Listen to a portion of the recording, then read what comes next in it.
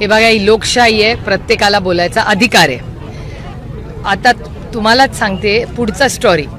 काल तुमच्याच सगळ्या चॅनलचे लोक जी उदाहरणं काल महाविकास आघाडीच्या ज्या प्रेस कॉन्फरन्समध्ये दिली, तुमचेच संध्याकाळी चॅनल त्या घरी गेले.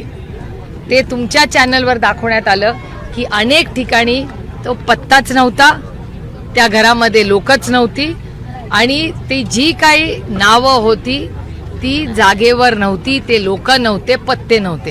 हे मी म्हणत नाहीये, हा डेटा व्हेरीफाय झालेला आहे तुमच्या चॅनल्सवर. म्हणजे आम्ही जर कागदपत्र दाखवली तरी तुम्ही जाऊन व्हेरीफाय केलंच नाही, याचा अर्थ मतदार यादीमध्ये घोळ आहे का? तर आहे. हा फक्त आमचा आरोप नाही आहे, डेटा ड्रिव्हन गोष्ट आहे. आता त्यांना जर वास्तवतेत नाहीच जगायचं तर आता ह्याचं आपण काही करू शकत नाही. आणि शेवटी एका सशक्त लोकशाहीमध्ये प्रत्येकाला बोलायचा अधिकार आहे.